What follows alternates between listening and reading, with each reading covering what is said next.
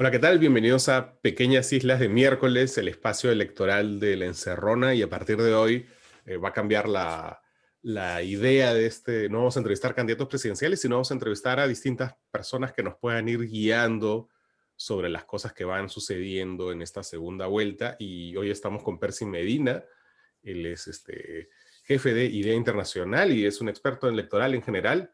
Y quería con él conversar de un montón de dudas que nos ha dejado la primera vuelta y que nos empieza a dejar la segunda. ¿Cómo estás, Percy? ¿Qué tal? Hola Marco, un gusto estar aquí. ¿Qué tal? Mira, lo primero que quería tocar contigo es algo que para mucha gente parece muy urgente, que es cómo anular esta elección, ¿no? Porque todavía hay mucha gente que me parece que está en negación, pero uno les trata de explicar, oye, pero es difícil anular esta segunda vuelta, ¿no? Pero te explican que está en la ley, que hay un 66%, que se puede. Entonces, ¿cómo funciona esto legalmente? Bueno, la Constitución establece que si hay 2/3 de votos nulos y blancos sumados o individualmente, la elección se anula. Pero hay que tener en cuenta, en primer lugar, que jamás ha ocurrido algo siquiera cercano a ese porcentaje. Y ha habido varios intentos por promover el voto en blanco. Recordemos que Jaime Bailey, por ejemplo, el 2001 promovió el voto en blanco y varias otras Con Álvaro personas Vargas Llosa, justo que con ahorita Álvaro es. Vargas Llosa, ¿no? Entonces, intentos ha habido muchos por promover una votación en blanco que anule el proceso electoral y han fracasado. Nunca se ha superado el tercio de votos nulos y blancos, incluso en una elección tan controvertida como la segunda vuelta del año 2000. En esa elección, en la que evidentemente no había condiciones para elegir con libertad, el número de votos nulos y blancos estuvo alrededor del tercio. Entonces, lo que podríamos decir es que la experiencia nos dice que no es un asunto sencillo, pero incluso si ocurriera, lo que se anula es esta segunda vuelta y se procede a una nueva elección entre los mismos dos candidatos dentro de los siguientes 90 días. Entonces, en la práctica lo que se está haciendo es simplemente postergando 90 días la misma elección que se quiere anular y Ajá, entonces no aquí, tendría fíjate, ningún efecto concreto. claro, estos dos ejemplos que has dado que me parecen históricamente muy relevantes, creo que de pronto para mucho de nuestro público joven puede ser interesante recordar o saber, ¿no? El primero es la segunda vuelta del año 2000, cuando Toledo se da cuenta que efectivamente pues, no hay condiciones. Incluso me parece que Transparencia mismo dice que no hay condiciones para llevar una segunda vuelta, digamos, en condiciones de igualdad, de limpieza. Toledo sale a pedir que la gente vicie su voto. O sea, él renuncia, uno puede renunciar legalmente porque ya se había pasado el plazo a la candidatura, pero él sale a pedir que la gente vicie su voto, ¿no? Y a pesar de que él, que era el líder de la oposición y el país estaba partido en 50-50, no se logró, ¿verdad? Efectivamente, eran elecciones sin condiciones para tener certeza sobre los resultados. Los técnicos que analizaron las reglas y los procedimientos que estaban previstos hicieron recomendaciones muy específicas a la OMPE sobre aspectos que debían cambiarse y para eso se planteó la postergación por unas semanas de la elección para poder hacer algunos ajustes que eran indispensables. Esos ajustes no se hicieron eso dio lugar a que la misión de la OEA decidiera suspender la observación de la segunda vuelta, un hecho absolutamente inédito. Transparencia, que hacía observación nacional, también suspendió la observación de esas elecciones. La Defensoría del Pueblo, que hacía una supervisión del proceso electoral, también suspendió su participación. Entonces, en realidad, en la práctica eran elecciones en las que solamente la OMPE, sin participación de observadores externos, llevaba a cabo la elección La y OMP de con el Portillo. retiro, la OMP de Portillo, que después terminó preso el señor Portillo, ¿no? Entonces, eran elecciones pues absolutamente desprestigiadas. Y aún en esas elecciones no se llegó a 2/3 de voto nulo y blanco. Y justo al año siguiente, cuando pasan Toledo y Alan García a la segunda vuelta, hay esta campaña famosa de Jaime Bailey con Álvaro Vargas Llosa, por el voto blanco, además, ni siquiera viciado, sino ellos propugnaban el voto blanco, que en la práctica es lo mismo, ¿no? Pero mucha gente Sí. cree que se cuentan distinto, el voto blanco y el viciado son lo mismo, ¿verdad?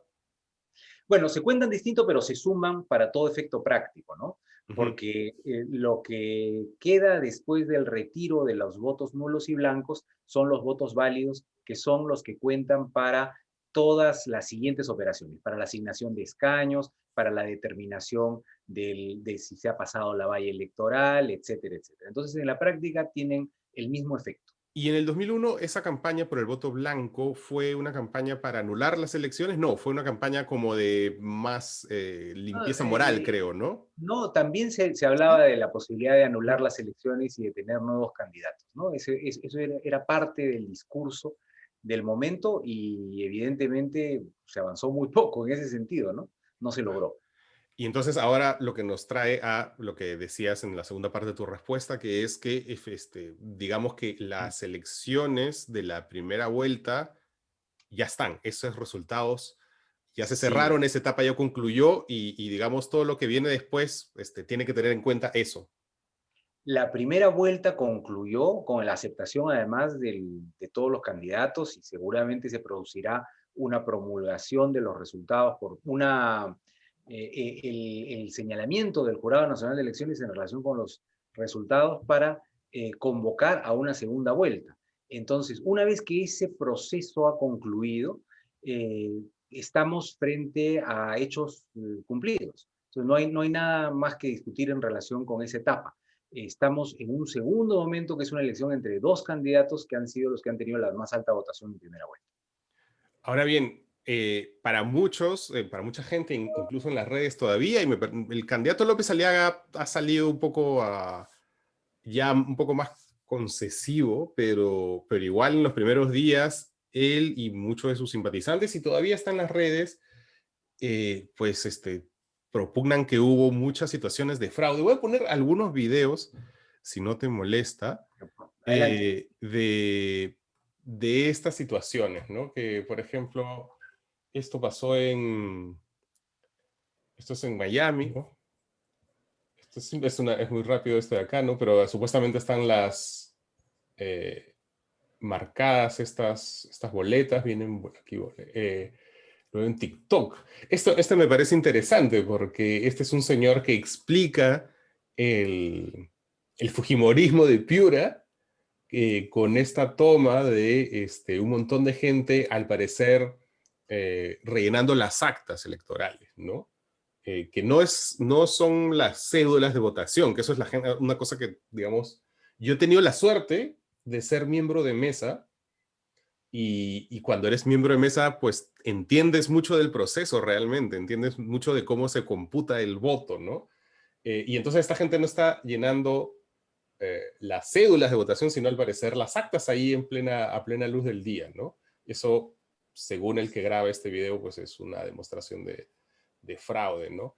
Luego acá hay efectivamente alguien que compara un poco las cédulas tal como están en la web de la OMPE, porque uno puede consultar mesa por mesa, que lo que está muy bien, eh, cómo fue el resultado de cada acta, de cada mesa, y lo compara con la foto que él tomó y no sale lo mismo.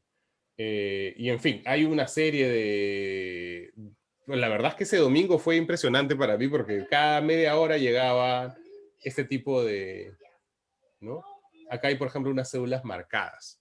Entonces, a ver, digamos que te puedo poner más videos de esos, pero me parece que queda clara la situación. Todo esto demuestra que ha habido fraude, que estas han sido unas elecciones cuestionadas. ¿Qué ha pasado aquí? No, todo eso demuestra que las fake news han entrado al ámbito electoral con fuerza, ¿no? Todos los videos que yo he visto son típicas fake news. Se compara una misma mesa en dos procesos electorales distintos.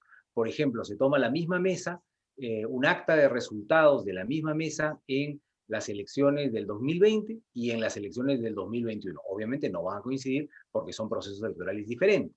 O se toma el escrutinio de Congreso y se lo compara con el escrutinio de la elección de presidente de la República. Eso es lo que Obviamente pasa en uno de los videos clarísimamente, sí.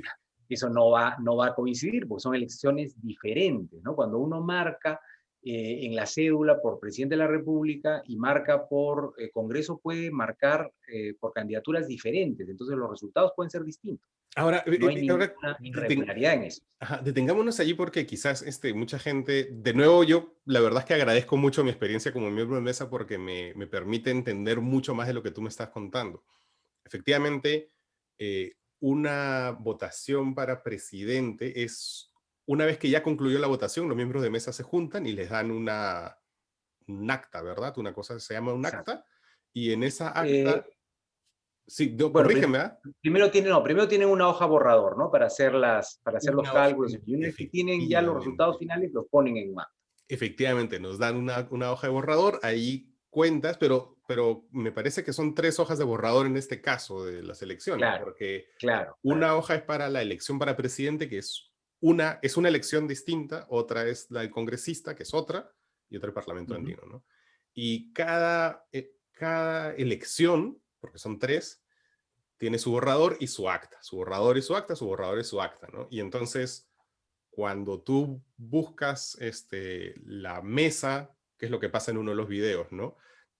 Pero buscas para congresista y tomas la foto del acta para presidente, pues estás haciendo trampa, ¿verdad?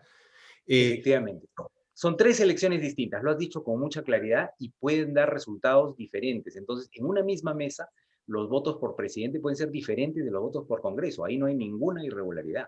¿Y qué pasa con los votos después que la gente vota? Porque la gente cree porque se pedía mucho reconteo de votos, pero ¿eso es posible? No, en nuestro país no es posible. En otros países es posible y en otros países los votos se guardan y hay la posibilidad de volverlos a contar. En el Perú era así hasta el año 62. En el año 62 se hace un cambio importante que es adoptar lo que se conoce como acta mata voto. ¿Qué significa esta frase, digamos, familiar que se usa, ¿no? Acta mata voto. Que una vez que el acta está llenada y firmada por los personeros, los votos ya son irrelevantes. Tanto así que los votos en el Perú se destruyen, ¿no? En otros países no.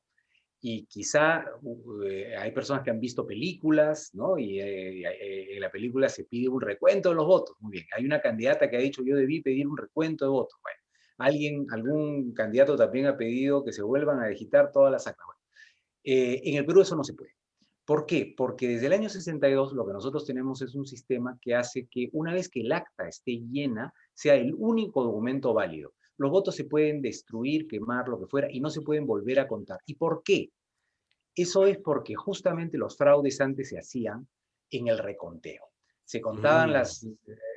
las boletas el día de la votación y entonces eso daba un determinado resultado, se volvían a meter los votos en el ánfora, eso iba a una determinada oficina y en la noche alguien hacía travesuras con las ánforas, metía votos oficialistas y cuando se hacía un reconteo al día siguiente o 2 días después o cuando fuera, el resultado era, oh maravilla, diferente, ¿no? Entonces, para evitar ese fraude, justamente, lo que se hizo es que el escrutinio sea público, en acto ininterrumpido, por los propios miembros de mesa y con presencia de los personeros. En ese entonces no había observadores, pero los personeros que estén presentes.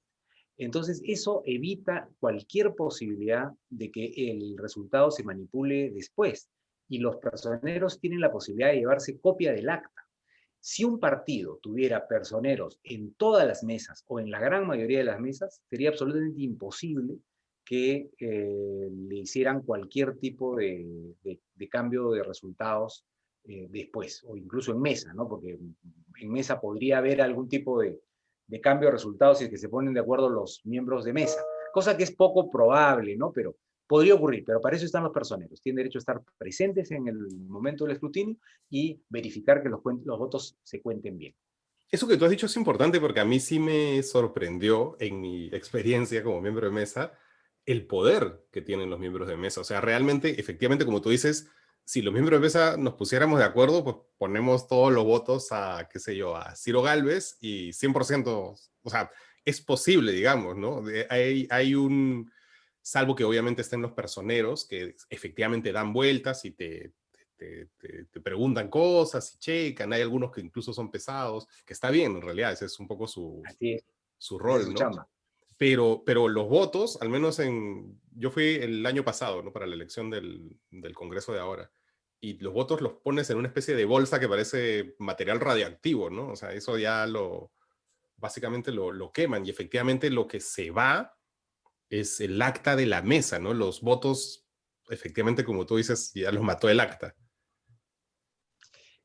Y por eso el papel de los personeros es muy importante, y los partidos muchas veces no le dan importancia al rol de los personeros de mesa y al rol de los personeros técnicos. El personero técnico es el personero ante la OMPE en el momento del cómputo. Hay 104 centros de cómputo en el país. Todos los partidos deberían tener un personero técnico con conocimiento de estos temas en cada uno de los centros de cómputo, ¿no? Y lamentablemente eso no ocurre. Hay una sala de personeros donde pueden acceder a todo el sistema, en fin. El mecanismo peruano, el sistema peruano, es muy transparente, muy abierto y muy verificable. Entonces, ¿se puede hacer algún cambio? Siempre se puede modificar algo en algún lado, pero eh, hay las condiciones como para hacer la verificación, y si un partido tiene personeros entrenados, se puede verificar todas las etapas del proceso de conteo y digitación de resultados. Y entonces, lo que está pasando en el caso de, o sea, en el caso de actual, ya no hay ningún partido que esté reclamando algún tipo de recuento. Ya todos los 16 que se han quedado fuera han reconocido su derrota. Eso, ahí estamos, esa es la situación en la que estamos ahora. Yo entiendo que las preguntas o reclamos que han tenido los partidos han sido absolutamente puntuales. Por ejemplo, Victoria Nacional preguntó algo que suena extraño: ¿por qué es que en un corte del cómputo nosotros tenemos más votos y en un corte siguiente tenemos menos votos? Eso no es lógico. Y sí, no suena lógico, ¿no? Uno dice, ¿qué está pasando aquí? Pero eso se explica porque en el camino un acta puede ser retirada del cómputo para ser verificada, o porque no está clara, o porque la suma no está correcta, o lo que fuera. Entonces, eso también la OMPE ya lo explicó. Esas actas que fueron retiradas del cómputo van a regresar una vez que hayan sido oficializadas por el Jurado Electoral Especial. Y en el caso del Partido Morado, porque de pronto hay estas suspicacias, que empiezan a decir, oh no, miren, fíjense, el Partido Morado de pronto ha pegado un subidón, porque estaba, no sé, en 4.90 y algo, y de pronto está en 5.40, una cosa así, que era como medio punto, era demasiado raro. ¿Eso es Bueno, raro o es probable? lo que ocurre es que las actas entran a digitación conforme van llegando, y puede ser que entre un bolsón electoral que te infle la votación, o que entre un bolsón donde tienes muy pocos votos y que por lo tanto tu votación se estanque. Los partidos no entienden eso. Decían, nosotros veníamos subiendo 100 votos por hora y resulta que nos hemos estancado. Bueno, empezó a entrar información de un bolsón electoral donde no tienes votos. O tal partido venía subiendo a razón de tanto, de 100 por hora, y de pronto subieron 500 por hora. Bueno, de repente entró un bolsón donde tenía una muy alta votación. Eso es perfectamente posible, porque las actas no entran de manera aleatoria, o pueden entrar bolsones que te cambian el resultado inmediatamente, pero a la larga eso se estabiliza. Por ejemplo, como que en realidad es un poco lo que pasó con el segundo puesto, ¿no? Y lo que pasó con Ipsos. Cuando Ipsos saca su flash, está Hernando de Soto en segundo lugar. Pero luego cuando Claro. ellos hacen el conteo rápido, ya se corrige esta situación y Keiko queda en ese segundo lugar, y Hernando de Soto se desplaza al tercero incluso. Y eso se parece un El poco. boca de urna, pues, es un muy mal sistema, ¿no? Y yo ¿Por no sé qué? por qué Porque seguimos teniendo bocas de urna. ¿Por qué? Porque el es una flash ese de encuesta. las que ahora fue a las El, 7 el, de la noche. el flash de 4 de la tarde o 7 de la noche es un muy, muy mal sistema de estimación de la votación, porque se basa en encuestas que se hacen, en primer lugar, en la mitad de la jornada, se hacen a la salida de los centros de votación, sin una muestra específica, porque es imposible muestrear a los electores. Se toma a los que van saliendo, algunos quieren contestar, otros no, unos dicen la verdad, otros no, en fin. Entonces es un sistema muy poco confiable. En cambio, el conteo rápido se basa en actas. El conteo rápido se basa en resultados, no en lo que te dijo el elector o la electora de su voto. Se basa en actas y además se basa en una muestra que sí se puede tomar efectivamente del conjunto de las actas. El margen de error del conteo rápido es mínimo. A diferencia del boca de urna, que la verdad es que debería no hacerse. ¿Y por qué se hace? Porque los canales compran el paquete completo. Al canal no le interesa un conteo rápido que se va a dar a las 10 de la noche. Quiere algo al momento del cierre de votación para hacer el conteo inverso, ¿no? 3, 2, 1, flash. Y entonces paga también por eso, aún sabiendo que no es una información muy confiable. Claro.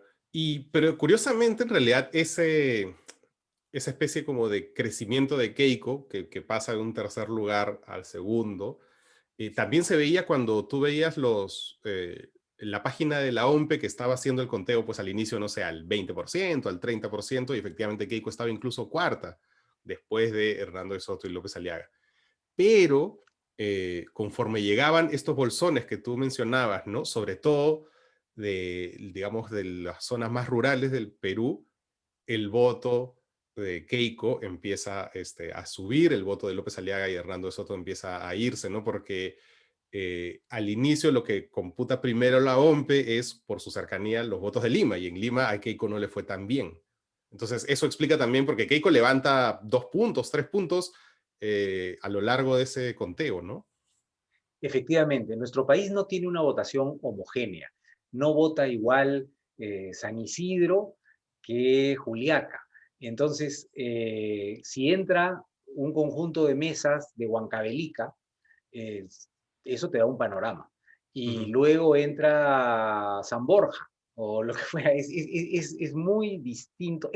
Bueno, estamos aquí haciendo casos extremos porque, como mencioné, hay 104 centros de cómputo y probablemente todos se alimentan más o menos al mismo tiempo, pero aún así puede ser que el efecto de bolsones se produzca en la propia Lima, ¿no? Porque no es lo mismo el voto en Miraflores, San Isidro, que el voto en Ate o el voto en Caraballo. Son votaciones diferentes. Entonces, un conjunto de actas de cada uno de estos distritos puede modificar el panorama, sobre todo cuando están tan ajustados como esta elección de primera vuelta. Ahora te quiero mostrar otro video que me parece que es muy representativo, que creo que se ha hecho con buena fe, pero no sé si es realmente exacto. A ver si lo tengo por aquí. Que es, a ver, él empieza a explicar esto, ¿no? Sea niño, abuelito, viejo, pero lo que él dice es que 3 millones son 25 los que votan, los niños no votan. Gracias por decírmelo. Yo de personas que se ven acá arriba, va un 10, va un 9, 10 millones de 33 escogen quiénes pasan la segunda vuelta. Es lo normal, lo histórico. Esta vez ha sido 4 solamente. Y ese es el punto. A ver, básicamente lo que el señor dice es que pues, de unos 33 millones de peruanos, solamente 4 han elegido a los que pasan a la segunda vuelta, ¿no? Y que, bueno, digamos, su mensaje es, vayan a votar, ¿no? Pero hay varias preguntas, ¿no? El primero sería ¿qué tan correcta es esa cifra? Bueno, creo que la intención es buena, que vayan a votar. Y lo otro que dice que tiene fundamento es que el porcentaje de personas que elige finalmente a quienes van a tomar el cargo público es relativamente menor, pero no ha debido tomar 33 millones, que es el número de habitantes, sino quizá el número de electores, que son 25 millones, ¿no? Porque los menores de edad no votan. Ujú. Entonces, eso ya te da una proporción diferente. Pero aún así, creo que el tema de fondo es que hay un porcentaje menor de personas que termina eligiendo si es que hay un alto ausentismo. En realidad, en las votaciones de Congreso, más o menos es un tercio de los miembros del padrón electoral quienes han terminado eligiendo el Congreso que tendremos. Porque si tú restas de los 25 millones del padrón a los que no fueron, ¿no? Y restas el voto nulo y blanco, y además restas el voto de las organizaciones que no pasaron la valla, entonces el voto efectivo te da más o menos como un tercio, 32, 33%. Ese es el porcentaje que ha nombrado efectivamente a los congresistas y a las congresistas que van a asumir el 28 de julio. O sea, Bueno, pero eso es o sea, parte del estás cálculo. hablándome del padrón, o sea, de los adultos, digamos, del padrón, ¿no? Exactamente, estoy hablando sobre 25 millones, que creo que es Ajá. un problema del video que se nos ha mostrado, que se habla del conjunto de peruanos, 33 millones, que no corresponde, porque los niños, los menores de 18 no votan, ¿no? Ujú. Pero sí se podría hacer la misma operación sobre la base de 25 millones y mostrar que la participación, pues, podría ser mejor, ¿no? Y a ver, y esto es importante sobre el Congreso porque explica, creo que pasó, no sé si el porcentaje era igual en la elección anterior o en las anteriores, pero el hecho de que, digamos, 2 de cada 3 electores no haya votado por nadie de los que terminan efectivamente en el Congreso, pues explica por qué la gente del saque detesta al Congreso, odia al Congreso, no se siente representada por el Congreso, porque, digamos, 2 de cada 3 peruanos no han votado por nadie de los que están allí. Efectivamente. Y bueno, ya si queremos ser dramáticos, podemos sumar el hecho de que cuando se le pregunta a muchas de las personas por la satisfacción en relación con su voto, hay una buena cantidad de personas que no están satisfechas con el voto que dieron. Entonces, 1 de cada 3 eh, elige, digamos, efectivamente el Congreso. Y de ese 1 de cada 3, hay una cantidad importante, ¿no? Que dice que votó, pero no está contenta con su voto, que lo hizo porque no tenía otras opciones o lo que fuera. Entonces, eso muestra la crisis de representación, ¿no? La gente no siente que tiene opciones eh, relevantes entre las cuales elegir, que la oferta que le dan los partidos no es una oferta adecuada. Y eso lo muestran todos los estudios cualitativos que se han hecho sobre el tema de representación. Eso es bien importante porque se habla mucho del electorado, ¿no? De que el peruano no sabe votar como si fuera un problema de la demanda. Y tú has usado la Así es. palabra oferta. En realidad, en buena parte es un problema de la oferta de los partidos, lo que los partidos ponen en el mercado, si quieres verlo así, ¿no? Así es, exactamente. Y eso lo muestran todos los estudios, ¿sabes? Incluso hay encuestas sobre eso. La gente Y qué siente se que, podría hacer para mejorar esa oferta? bueno, nuestros partidos colapsaron y no nos hemos querido dar cuenta, ¿no? Los partidos colapsaron, empezaron a colapsar en los 90, nos hicimos creer que teníamos partidos y en esos 40 años no han surgido organizaciones relevantes que tengan vida interna, relación con la ciudadanía, etcétera. Por ejemplo, en la última selección de candidaturas para esta elección se dio un cambio importante. Los organismos electorales hacían las elecciones internas. Muy importante porque antes no había certeza sobre esas elecciones.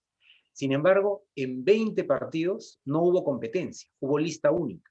Entonces, ¿de qué te sirve tener elecciones internas organizadas por la OMPE y todo maravilloso si son listas únicas? La verdad es que es un saludo a la bandera. Eso muestra que no hay democracia interna, ¿no? Y empiezas a hurgar más. ¿Cómo se eligen los dirigentes? En muchos partidos no han cambiado, no se han podido cambiar en muchos años, o no ha habido siquiera procedimientos para ello.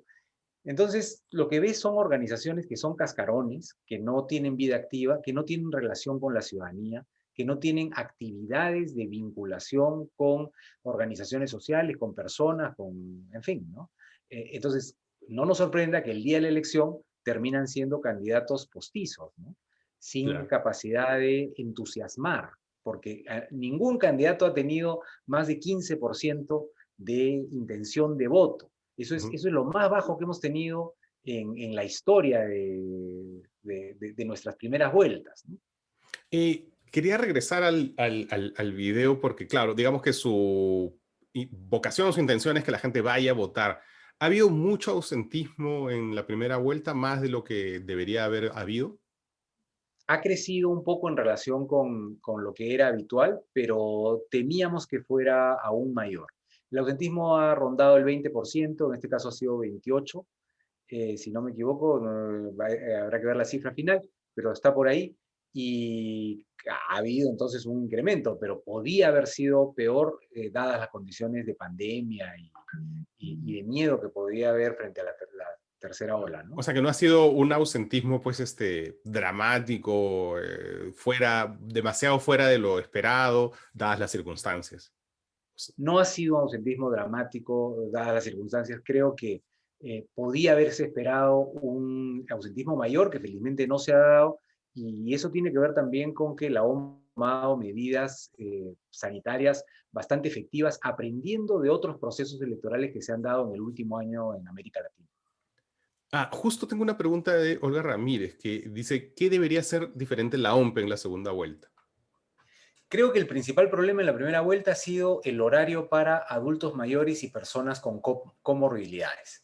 Ujú. Ponerlo a la primera hora cuando muchas de las mesas todavía no han sido instaladas no es la mejor idea. Creo que para la segunda vuelta sería mejor establecerlo hacia mediodía, como en Chile, por ejemplo, que era de 2 de la tarde a 5 de la tarde, o como en otros países que se ponía más bien hacia el final de la jornada. Creo que eso ayudaría a que las personas que tienen mayor riesgo lleguen cuando las mesas ya estén instaladas, cuando haya más fluidez y puedan votar más tranquilamente y no tengan que estar haciendo cola esperando que se instale. ¿Y tú crees que el ausentismo va a aumentar en la segunda vuelta? O Yo creo que usualmente, ¿qué es lo que pasa con el ausentismo entre primera y segunda vuelta?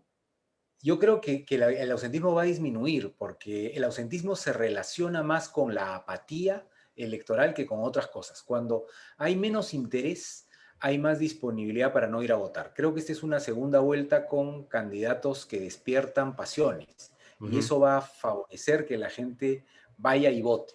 Quizá mucha gente que se quedó en la playa o decidió por alguna razón no levantarse ese domingo a votar, pues ahora sí lo hará. Y el voto blanco o viciado, ¿tiene algún factor Hay siempre este mito que vuelve cada 5 años, ¿no? Que el voto blanco o viciado favorece el que va primero. Incluso alguna gente dice algo así como el voto blanco viciado lo cuentan para el primero, como que se lo agregan al que va, y eso así no es, ¿verdad? No, simplemente el voto blanco y viciado no cuenta para nadie. Entonces, en la práctica, favorece, digamos, a quien ha ganado en el sentido de que si no intervienes, estás dejando que los demás decidan y que gane quien gane, ¿no? Pero no se suman los votos nulos y blancos a favor de nadie. Y digamos, el efecto estadístico no es que hace que el primero aumente porque hay más blancos o viciados. Así no funciona, ¿verdad? No tiene No, ninguna injerencia en eso. los blancos y viciados simplemente no cuentan para nadie, ¿no? Y uno, si vota blanco viciado, lo que está haciendo es dejar que los otros decidan. Ya. Yo, la verdad, honestamente, así entre tú y yo, estoy pensando así, viciar mi voto, ¿no? Estoy pensándolo. Y claro, hay gente que me dice, oye, pero tú hiciste una campaña contra el voto blanco y viciado en la primera vuelta. Y yo les digo, oye, no, lo que pasa es que el voto blanco viciado en la primera vuelta, en la elección para el Congreso, pues efectivamente hacía que mientras más votos viciados, la valla para pasar al Congreso pues bajara, ¿no? Pero en esta segunda vuelta son otras reglas, es otro escenario y no hay una valla, no hay nada, no hay un efecto extra del voto viciado blanco, ¿o sí? Efectivamente, las reglas son diferentes. En la primera vuelta, el voto nulo y blanco influía para bajar el reto, digamos, de los partidos de pasar la valla. Porque si hay un número alto de votos nulos y blancos en primera vuelta, entonces el número de votos requerido para tener 5% de votos válidos es menor, ¿no? En este caso no, eso ya no tiene ninguna influencia y ganará el que tenga un voto más que el otro. Así de sencillo, no importa cuántos votos nulos y blancos haya, salvo pues que hubiera 2/3, que ya hemos dicho que es algo imposible. Es imposible eso, ¿no? Pero sí, de alguna manera, ¿tú crees que manda un mensaje? Es decir, manda un mensaje de, mira, no sé, no se va a llegar al 66%, pero si no sé, si llega a un... ¿Cuál es el promedio de blancos y viciados en la segunda vuelta? ¿Tú lo tienes claro? No lo tengo de memoria, pero no es muy alto, ¿ah? Ujú. Se habla mucho de... Entiendo que se reduce, ¿no? O sea, entiendo que además por esto que tú Sí, dices de la polarización, tanto el ausentismo como los votos blancos y viciados suelen reducirse entre la primera y la segunda vuelta.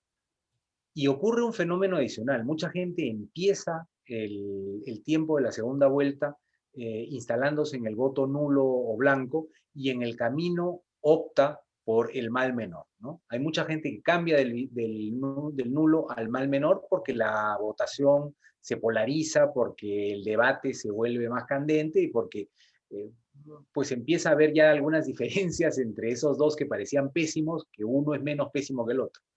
Y eso pasa en el Perú sobre todo porque tenemos una segunda vuelta infinita, ¿no? Demora mucho. En otros países la segunda vuelta es a la semana siguiente, a las 2 semanas. En el Perú es casi 2 meses. Nosotros tenemos el periodo más largo, me parece que junto con Nicaragua o con algún otro país, pero el periodo, o El Salvador, el periodo más largo entre primera y segunda vuelta. Normalmente es un mes, 5 semanas, nosotros tenemos 8, ¿no? Es bastante. Y Tengo otra... eso en realidad, fíjense que en realidad tiene que ver con que los organismos electorales toman la decisión de asegurarse un periodo grande entre primera y segunda vuelta, porque lo que la norma dice es que se da una segunda vuelta dentro de los 30 días posteriores a la proclamación de resultados. Ajá. Pero el jurado se cura en salud y deja un buen espacio entre la primera vuelta y la proclamación, justamente para que la segunda vuelta se dé 8 semanas después y no tan pronto en relación con la primera vuelta, ¿no? Es una decisión en realidad de los organismos electorales más que de la propia ley. O sea que en verdad si el jurado quisiera, podría hacerse en un mes. Sí, claro, por supuesto. Si el jurado considera, si se termina el cómputo y el jurado proclama la próxima semana, por ejemplo, podría hacerla 3 semanas después. Eso trae problemas organizativos, por supuesto, ¿no? Supone que la OMP tiene que ponerse a correr, qué sé yo, pero legalmente sería posible. O, no sé, a mí me parece más sano, ¿no? No estar tanto tiempo peleándonos, ¿no? Los peruanos. Justo tengo una pregunta sobre eso, que es del público, que es, en vista de que Perú Libre no firmó el pacto ético electoral, ¿tendría sentido que lo firme ahora? ¿Tendrá algún impacto en la segunda vuelta eso? Me parece que el único partido que no firmó el pacto ético electoral fue Renovación Popular. Y me parece que Perú Libre sí lo firmó, Ujú. pero con cargo a confirmar. Ya sí, yo también lo voy a chequear ahora mismo porque lo dicen aquí. Sí. Pero en general, ¿tendría sentido, por ejemplo, una pregunta que me hacen muchos es si hay alguna forma de castigar a los políticos, a los partidos que no cumplen con sus promesas, que, por ejemplo, tienen un plan de gobierno y no lo cumplen? ¿Hay alguien que fiscalice esto? ¿Se les puede meter presos por no cumplir sus promesas? ¿Existe algo como esto? Bueno, para empezar, las normas del pacto ético electoral son normas generales que podrían no estar en el pacto y que deberían corresponder a cualquier candidato democrático, ¿no? No son cosas del otro mundo, no son exigencias extraterrenales. El tener un debate programático, no agredir a los demás, confrontar ideas y propuestas, respetar a los adversarios, a los electores, en fin, cosas elementales. Entonces, incluso si un candidato no hubiera firmado, creo que no está, digamos, está obligado a cumplir con esas normas básicas de comportamiento democrático. Pero existe alguna, la gente pregunta y la verdad es que se preocupa mucho porque sienten que debería haber alguna especie de instancia fiscalizadora superior que castigue a quienes no han firmado Bueno, el pacto a ético quienes no cumplen electoral, sus promesas en general, a quienes no digan, bueno, tal cosa, el gas a 12 soles y nunca llega el gas a 12 soles. el pacto ético electoral tiene un tribunal de honor que establece algunos criterios y que establece también sanciones. Ujú. Entonces, ese tribunal podría también decir algunas cosas en relación con las promesas que se hacen, que evidentemente no se pueden cumplir o están fuera del marco de la ley, ¿no? pero no, pero digamos, una vez que lleguen al poder, eso ya se acabó, porque es una cosa solo para las elecciones, Sí, ¿verdad?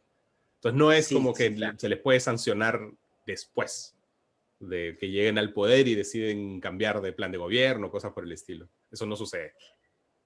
No, pero las reglas van cambiando con el paso del tiempo y si se ve que hay ahí una necesidad de regulación mayor, se podría pensar, ¿no? Hay países donde los planes de gobierno se inscriben y tienen un seguimiento y se da Así. cuenta de cuál es la evaluación y las metas. En Colombia, para empezar, ¿no? Los candidatos establecen metas que se van siguiendo, por lo menos en términos generales, ¿no? Ah, qué bueno. Mira, justo acabo de chequear y efectivamente 4 partidos no firmaron el pacto ético electoral. El APRA, Renovación Popular, Unión por el Perú y Perú Libre. ¿Esto le puede traer alguna consecuencia más allá de pronto, si a los electores de Perú Libre les importa o no?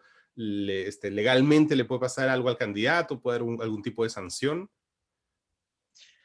Todo lo planteado en el pacto ético es exigible, me parece, a cualquier candidato que participa. No, no se puede decir que alguna de esas cosas, porque no ha sido firmada, no sea exigible públicamente por la prensa, por los electores, o lo que fuera, porque son reglas básicas de conducta democrática que todo el mundo tiene que considerar.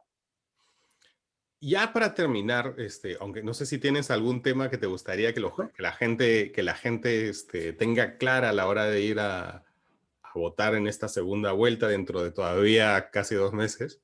Pero hay una última pregunta de Olga Ramírez que es justo sobre lo que estábamos hablando casi al inicio, frente a la ola de fake news electorales, que hay un montón, o sea, a mí me llegan todos los días audios, hay que decir que la mayoría son sobre Pedro Castillo, que son pues que están ahí al borde de la mentira y la opinión, ¿no? Y entonces aquí preguntan si hay algún mecanismo para castigar a los difusores. ¿Por qué si distribuir fake news está castigado en la ley, eso no ha impedido un aluvión de información errónea y tendenciosa en la primera vuelta?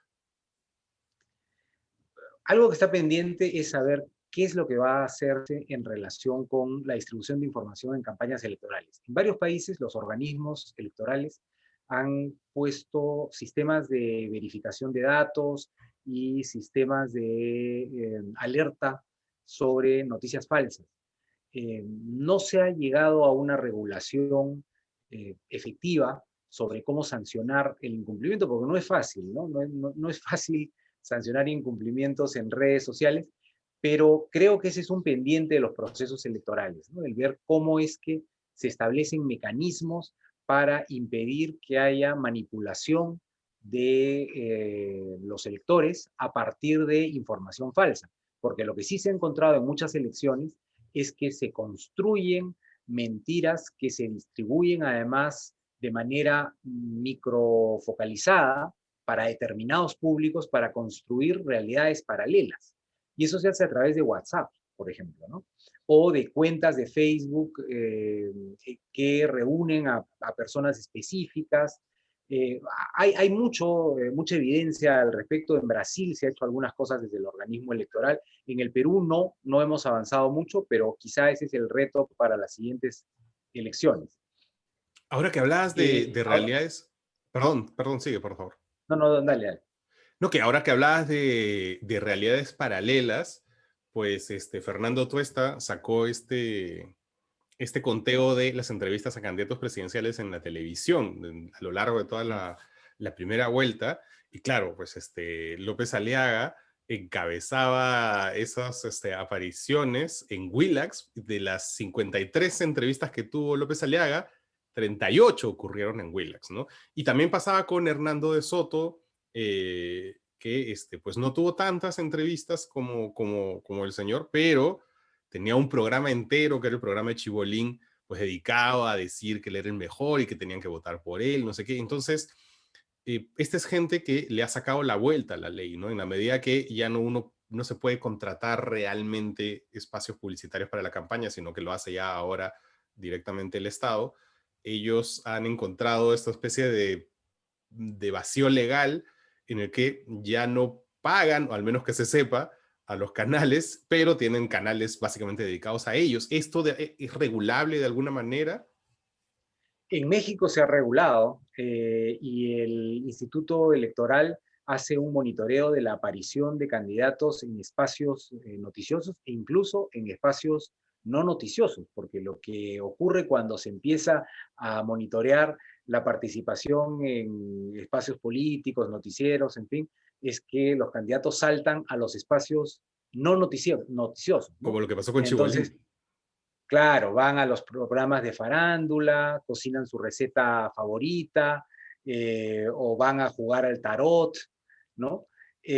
Bueno, esa es una manera de sacarle la ley, ¿no?